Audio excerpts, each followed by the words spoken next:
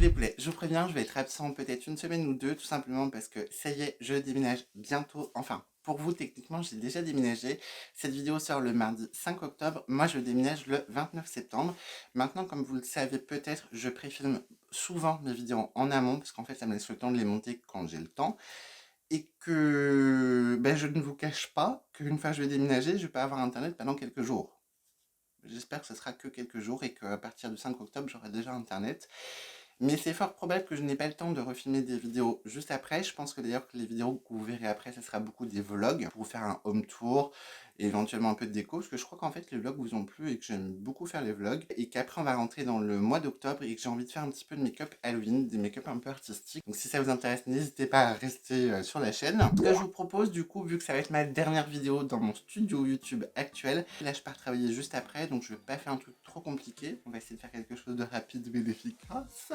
Je vais essayer de reprendre quelques valeurs sûres parce qu'il y a des produits que j'ai pas utilisés depuis longtemps et que j'ai envie de réutiliser, notamment le fond de teint Uma, je le vois à côté, ça fait longtemps que je l'ai pas utilisé. Au niveau de la base, je vais prendre Holland NYX, parce que je l'aime bien. Bronzer, je vais rester sur le Marc Jacob. La poudre, je vais prendre la Marc Jacob et la Fenty. Et au niveau du blush, je pense que je vais reprendre la palette de chez Révolution, je me suis servi dans ma dernière vidéo, mais je vais essayer de me servir de teinte un petit peu plus pigmentée, vous savez la partie foncée. Donc je fais tout ça hors caméra pour pas que cette vidéo dure 3 heures.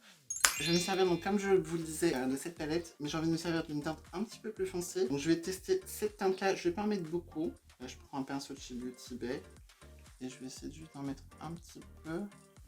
Je veux juste voir si la qualité des blushs plus pigmentés, enfin plus foncés est aussi bonne que les teintes claires ou pas. Mais écoutez, oui, c'est la même chose, c'est-à-dire que c'est léger, ça se construit bien. Ça ne me fait pas une grosse tache, mais on voit la couleur apparaître, donc c'est bien. Je vais pas en mettre beaucoup, hein, je vais en mettre par-dessus une teinte un petit peu plus claire. Ça s'applique bien, ça se diffuse bien, sachant que c'est plus foncé que ma carnation de peau, j'en mets pas beaucoup. Mais écoutez, ça fait pas de tache, donc très bonne palette à blush, je trouve. Et du coup, par-dessus, je vais reprendre la teinte que j'avais faite dans ma dernière vidéo, la teinte, cette teinte-là. C'est une teinte rosée, légèrement pêche, mais un peu lumineuse. Je la trouve très jolie. Donc je vous ai pas dit, au niveau de l'anti-cerne, j'ai pris le Dose of Color, qui est mon anti-cerne préféré, vraiment. Tous les autres que j'ai testés, je suis content de l'avoir utilisé aujourd'hui, parce que ça faisait longtemps. J'aime bien aussi le Maybelline, mais on n'est pas sur la même couvrance.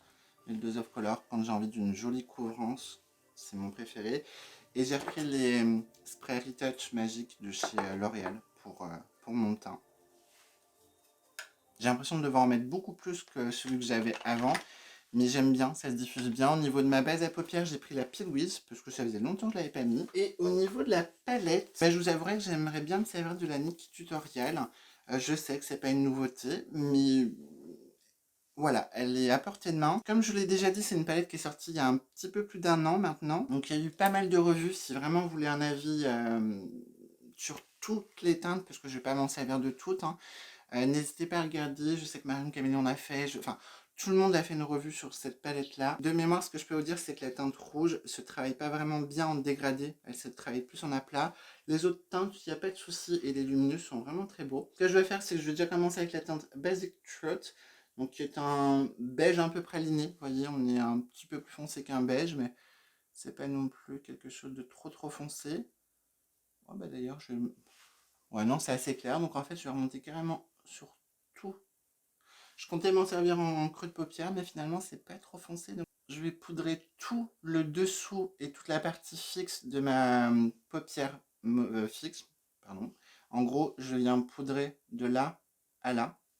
Parce que je ne veux pas monter trop haut au niveau de mon maquillage aujourd'hui. Je vous ai pas dit, j'ai pris un 204 de chez Beauty Bay, qui sont des très bons pinceaux estompeurs, pas très chers, et la taille est bonne.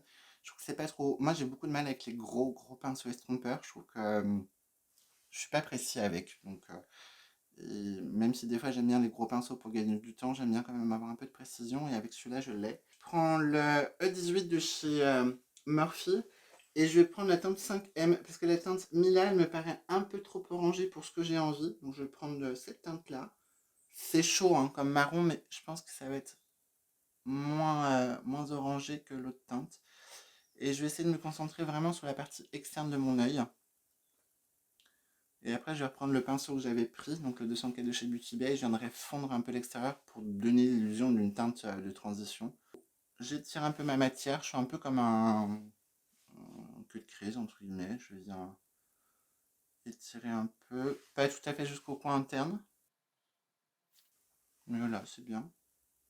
Je mets la même teinte au niveau de mon ras de cils et là, je vais essayer de rester vraiment sur le tiers externe parce que je veux vraiment avoir un effet un peu smoky, enfin un peu fumé. Je reprends mon 204. J'hésite pas à reprendre de la matière parce que c'est très clair et je vais essayer de venir, hop, dégrader un peu.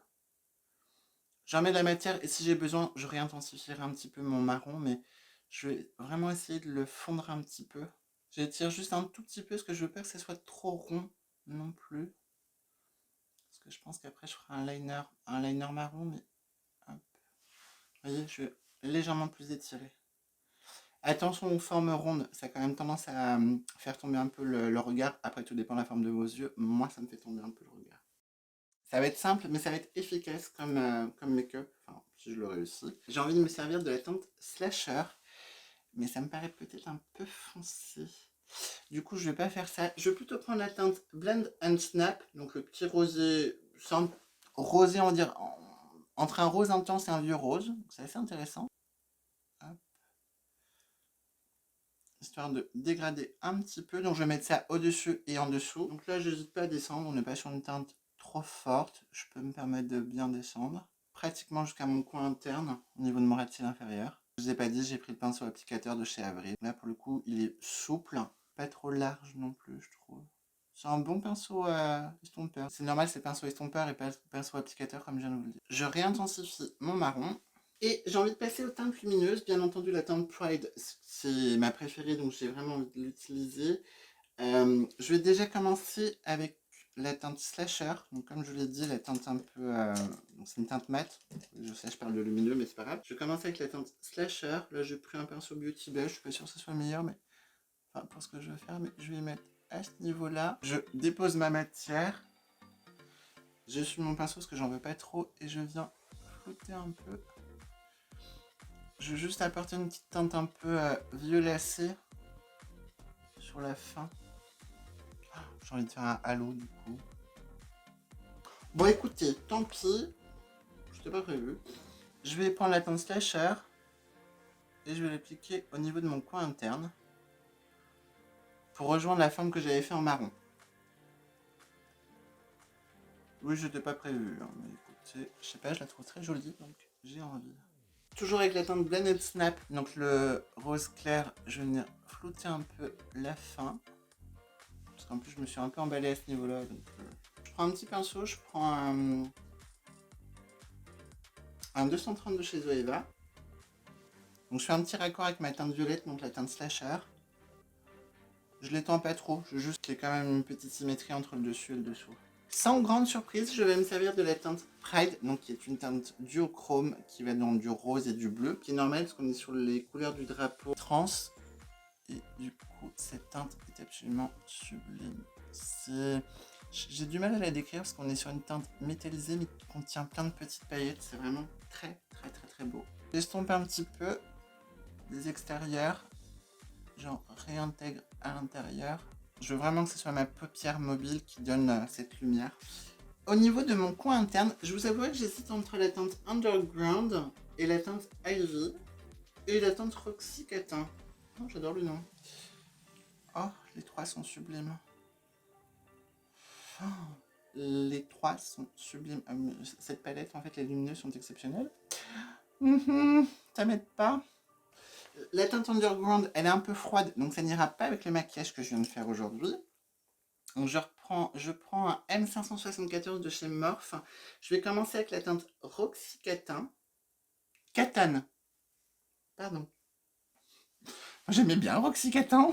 Bref, je commence avec cette teinte-là et après je remettrai par-dessus, mais en petite touche, la teinte Ivy pour apporter encore plus de lumière. Mais là, je vais appliquer ça en coin interne.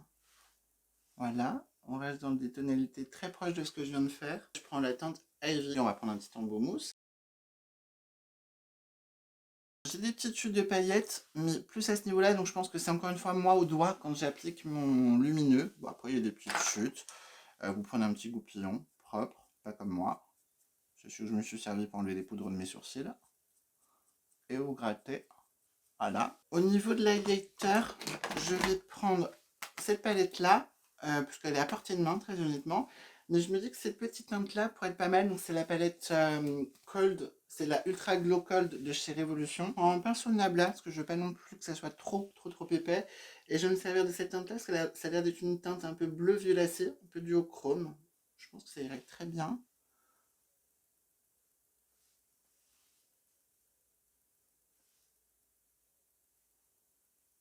Alors, Houston, on a un problème. Je le vois sur le pinceau, mais je le vois pas sur ma peau.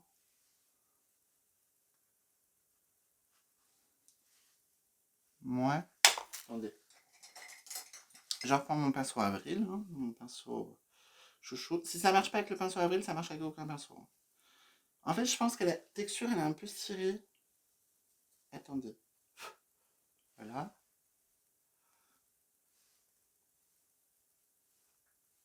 Ah, il faut y aller, hein. J'ai l'impression que la texture, elle se cire. Ça m'a pas fait ça du tout avec le verre. Là, je commence à le voir apparaître, hein, mais... Oui, du coup, je me suis un peu emballée, forcément. Bon, en même temps que tout ce que j'ai prélevé, il était peut-être obligé. Euh...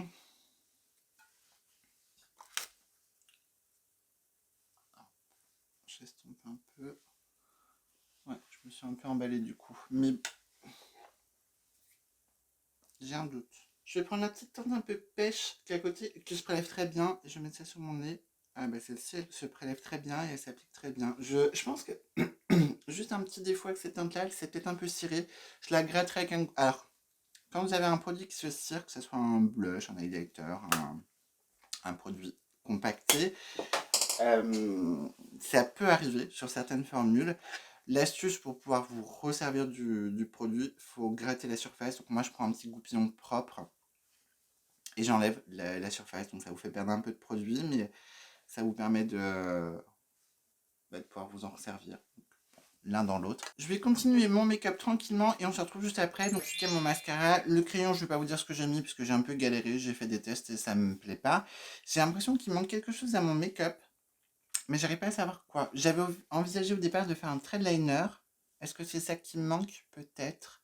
J'ai un doute. J'ai l'impression que ça manque d'une petite touche de folie, que ça serait pas les lèvres. Ou alors peut-être mettre un petit strass ou deux, mais j'ai pas le temps.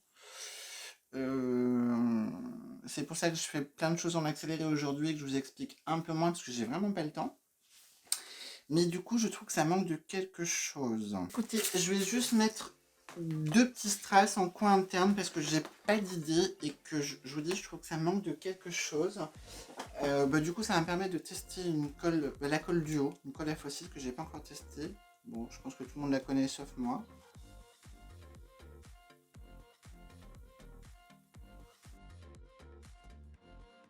Ça fait peut-être un peu bizarre que deux. Est-ce que j'en mettrai pas des petits? Bon allez, je suis lancé. Je suis lancé. Bon, avec la colle duo, je vais galérer un peu, donc je prends la... Elle a l'air de bien tenir, hein, c'est pas le souci, mais le format est un peu compliqué. Je prends la Dove Beauty, je crois, de mémoire. La Stuck on You, je crois que c'est la Dove Beauty. Bref, c'est un petit applicateur.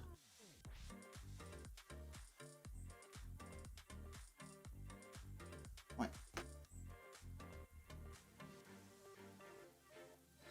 Ah bah ça va être lumineux, dis donc. J'étais parti pour faire un truc soft, hein. Les strass ne sont pas symétriques, mais c'est posé. C'est peut-être un peu trop. Ça accentue un peu mes cernes. Mais écoutez, c'est fait. Je vais quand même mettre un petit truc vite fait sur mes lèvres parce que en caméra, je trouve que ça manque. Je prends un gloss de chez Kiko, un 3D Hydra Lips Gloss, le numéro 05. Alors, il fait très rosé dans le packaging, mais je trouve qu'il n'est pas énormément en vrai.